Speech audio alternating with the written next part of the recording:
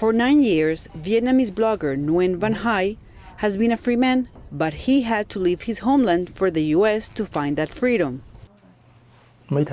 Back in Vietnam, Hai, who is better known by his pen name Dieu Cay, was jailed for his work, but he never stopped thinking about how to end censorship, even while in prison. Hai was inspired to start reporting more than 15 years ago, while traveling in Vietnam. I shared photos from my travels to various parts of the country, and during those trips I realized many people were living in poverty, facing corruption in localities and witnessing the abuse of power by officials. But in Vietnam, one of the most repressive regions globally for press freedom, journalists are often too scared to report on such issues. Bloggers like Hai are rare sources of freely reported news. We discuss the role of the people and the power of the press in an authoritarian society where the state-controlled media suppresses anyone they want to and the truth remains unknown. In Vietnam, Hai quickly gained recognition for his coverage. With friends, he founded the Free Journalist Club, a group of bloggers reporting on stories about politics, human rights, and other sensitive issues. They found success, but at a cost. I and all the members of the Free Journalist Club were closely monitored by the authorities. They monitored us and then turned to suppression, beating. In April 2008, police arrested Hai on accusations of tax evasion, a charge that rights groups say was an excuse to keep him silent.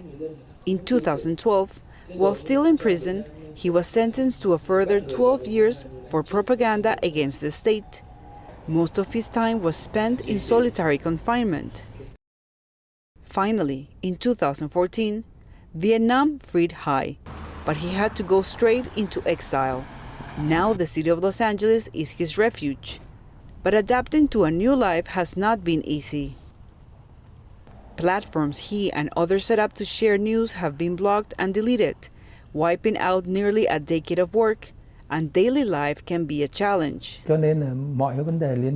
My life is not stable in terms of housing and finances because I dedicate all of my time to the movement. There were moments when I thought about giving up. Vietnamese authorities did not respond to VOA's request for comment about the country's media environment.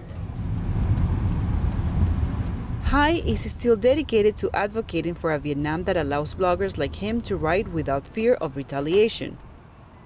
It's a demanding role. An average day may involve meeting with officials, including Congresswoman Michelle Steele, contributing news about human rights and Vietnam to a TV station,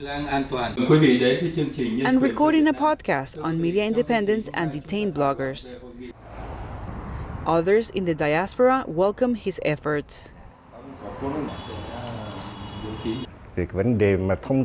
Vietnam's Communist Party controls all media inside the country. People are thirsty for the free flow of information, but those who try to speak up or to talk about human rights have been increasingly stifled and repressed. As for Hai, his vision of a Vietnam where people have easy access to a free press encourages him to keep up the fight. For Titi Tran in Los Angeles, Cristina Caicedo Smit, VOA News.